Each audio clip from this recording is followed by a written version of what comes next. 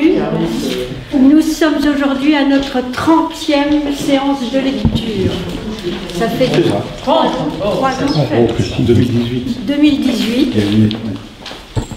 Nous avons le plaisir d'être accueillis aujourd'hui à Montigny-le-Guédier et nous remercions Madame la maire ici présente qui vous a salué, qui met aimablement à notre disposition cette salle. Donc merci beaucoup. Nous sommes un peu les saltimbanques de la lecture parce que nous allons de village en village. La dernière fois nous étions à Gravon, nous étions à Chalmaison, nous étions à Bray, nous étions un peu dans la Bassée. Donc nous continuons notre périple, mais nous allons reprendre notre base fixe qui est la petite maison dans la Bassée, je pense à partir du mois de mai. Il faut qu'il fasse chaud. Là-bas, c'est un réfrigérateur, donc il faut qu'il fasse un peu chaud. Voilà. Ce soir, donc, c'est Thierry qui est le lecteur.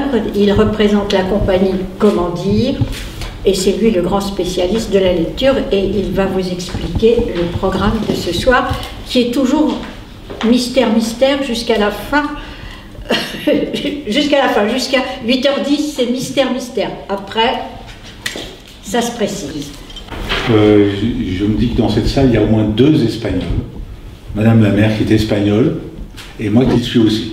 Mais pas espagnol de Montigny-le-Guédier, parce que pour la petite histoire, vous vouliez dire ? Non, mais je vous laisse dire. Les habitants de Montigny-le-Guédier s'appellent les Espagnols, pour des raisons historiques extrêmement anciennes, comme à Rijsum, c'est les ricos hombres qui sont devenus San Maurice des Rijsum. Donc nous sommes au moins 2 Espagnols dans la salle. Moi de nationalité, de binationalité, et vous de Montigny-le-Guédier. Sous les Thibaut de Champagne, Thibaut de Champagne était aussi roi de Navarre. Donc il a ramené avec lui des personnes de confiance. Et je sais simplement un mot, Cajon, c'est le trésorier, et il y a ici des gens qui s'appellent Cajon, ou pas très loin. Caron. Voilà. L'apéritif, il est imposé, c'est un texte que je vais vous donner. Et le digestif, c'est un texte que vous n'avez pas, qui clôturera la soirée. Et puis, entre l'apéritif et le digestif, c'est la carte. S'il y a un poète dans ce que je vous ai distribué, que vous avez envie de découvrir, que vous connaissez déjà, vous choisissez. Vous pouvez en dire un mot, si vraiment ça vous tient à cœur de dire quelque chose de ce poète. Et puis voilà. Donc quand on sera autour de 55 minutes, à moins que vous en vouliez encore, ce sera le moment du digestif avec le dernier la question de la poésie, c'est assez compliqué parce que pour les poètes qui n'écrivent pas en français, il y a le problème de la traduction. Et c'est très très difficile de traduire la poésie. Je suppose que pour les Espagnols, ça doit être difficile de traduire Rimbaud en espagnol. J'ai jamais vu, mais ça va être compliqué. Mais au menu, vous verrez, ils sont classés par ordre d'apparition dans le monde. François Villon, le plus ancien, Jacques Réda, encore vivant aux dernières nouvelles, mais c'est un monsieur qui est né en 29.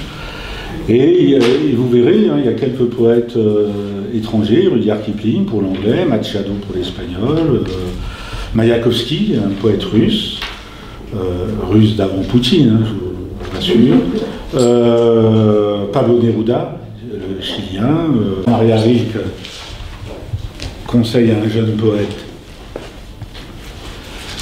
pour écrire un seul vers, il faut avoir vu beaucoup de villes, d'hommes et de choses. Il faut connaître les animaux. Il faut sentir comment volent les oiseaux et savoir quels mouvements font les petites fleurs en s'ouvrant le matin.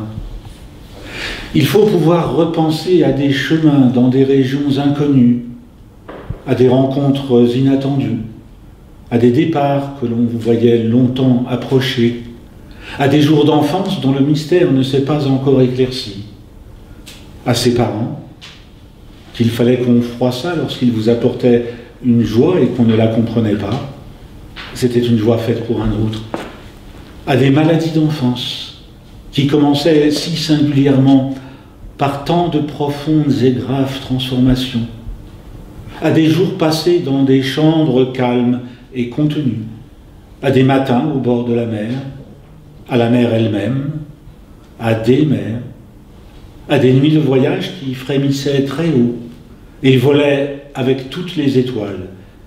Et il ne suffit même pas de savoir penser à tout cela.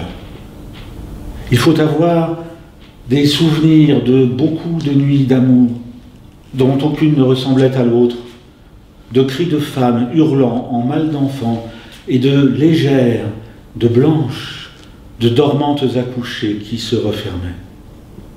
Il faut encore avoir été auprès de mourants, être resté assis auprès de morts, dans la chambre, avec la fenêtre ouverte et les bruits qui venaient par à coups. Et il ne suffit même pas d'avoir des souvenirs. Il faut savoir les oublier quand ils sont nombreux. Et il faut avoir la grande patience d'attendre qu'ils reviennent, car les souvenirs ne sont pas encore cela. Ce n'est que lorsqu'ils deviennent en nous sang, regard, geste, lorsqu'ils n'ont plus de nom et ne se distinguent plus de nous, ce n'est qu'alors qu'il peut arriver qu'en une heure très rare, du milieu d'eux, se lève le premier mot. Sur le pont Mirabeau coule la Seine et nos amours. Faut-il qu'ils m'en souviennent? La joie venait toujours après la peine. Vienne la nuit, sonne l'heure, les jours s'en vont, je demeure. Les mains dans les mains, restons face à face, tandis que sous le pont de nos bras passent des éternels regards longs de Silas. Vienne la nuit, sonne l'heure, les jours s'en vont, je demeure. L'amour s'en va comme cette eau courante, l'amour s'en va comme la vie est lente et comme l'espérance est violente. Vienne la nuit, sonne l'heure, les jours s'en vont, je demeure. Passent les jours et passent les semaines, ni temps passé, ni les amours reviennent. Sous le pont Mirabeau coule la Seine. Vienne la nuit, sonne l'heure, les jours s'en vont, ni les mœurs s'en vont, dit la jument sur le chemin. La jument aveugle et borgne, je vais mourir près de la borne. Arrachez-moi les fers des pieds, trop longtemps je fus estropié. Chassez les mouches avec une branche et les puces qui me démangent. Que ma queue se repose aussi, le Dieu chrétien vous dit merci. Avertissement que je vous donne. Dites aux charretiers et à tout homme d'être plus doux avec les bêtes. Ils ne sont pas plus obéis quand ils nous tapent sur la tête. Prenez garde, si vous n'êtes meilleur, que ma peau n'étrangle un tanneur, ou que l'os de mes grandes dents ne morde vos petits enfants. En ce temps-là, j'étais en mon adolescence. J'avais à peine 16 ans et je ne me souvenais déjà plus de mon enfance. J'étais à 16 000 lieues du lieu de ma naissance. J'étais à Moscou, dans la ville des 1003 clochers et des 7 gares. Et je n'avais pas assez des 7 gares et des 1003 tours. Car mon adolescence était si ardente et si folle que mon cœur tour à tour brûlait comme le temple d'Éphèse ou comme la place rouge de Moscou quand le soleil se couche. Et mes yeux éclairaient des voix anciennes. Et j'étais déjà si mauvais poète que je ne savais pas aller jusqu'au bout. Le Kremlin était comme un immense gâteau tartare croustillé d'or, avec les grandes amandes des cathédrales, toutes blanches, et l'or mielleux des cloches. Un vieux moine me lisait la légende de Novgorod.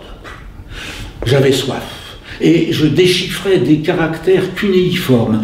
Puis, tout à coup, les pigeons du Saint-Esprit s'envolaient sur la place, et les mains s'envolaient aussi avec des bruissements d'albatros. Et ceci, c'étaient les dernières réminiscences du dernier jour, du tout dernier voyage et de la mer. Pourtant, j'étais fort mauvais poète, je ne savais pas aller jusqu'au bout. J'avais faim, et tous les jours, et toutes les femmes dans les cafés, et tous les verres, j'aurais voulu les boire et les casser. et toutes les vitrines, et toutes les rues, et toutes les maisons, et toutes les vies, et toutes les roues des fiacres qui tournaient en tourbillon sur les mauvais pavés, j'aurais voulu les plonger dans une fournaise de glaive. Et j'aurais voulu broyer tous les os, et arracher toutes les langues, et liquéfier tous ces grands corps étrangers et nus sous les vêtements qui m'affolent. Je pressentais la venue du grand Christ rouge de la Révolution russe. Et le soleil était une mauvaise plaie qui s'ouvrait comme un brasier. En ce temps-là, j'étais en mon adolescence. J'avais à peine 16 ans et je ne me souvenais déjà plus de ma naissance. J'étais à Moscou où je voulais me nourrir de flammes. Et je n'avais pas assez d'étours et d'égards que constellaient mes yeux. En Sibérie tonnait le canon, c'était la guerre, la faim, le froid, la peste et le choléra. Et les eaux limoneuses de l'amour charriaient des millions de charognes. Dans toutes les gares, je voyais partir tous les derniers trains. Personne ne pouvait plus partir, car on ne délivrait plus de billets. Et les soldats qui s'en allaient auraient bien voulu rester. Un vieux moine me chantait la légende de Novgorod. Moi, le mauvais poète, qui ne voulait aller nulle part, je pouvais aller partout. Si tu sais garder la tête froide quand tous la perdent et t'accusent, croire en toi quand tous doutent, et pourtant leur faire crédit, si tu sais attendre sans te lasser, accepter d'être calomnié sans calomnier en retour, être haï sans haïr à ton tour, sans pourtant jouer ni au saint ni au sage. Si tu sais faire des rêves sans en être l'esclave, penser mais sans en faire ton but. Si tu peux accueillir triomphe ou désastre comme les deux imposteurs qu'ils sont.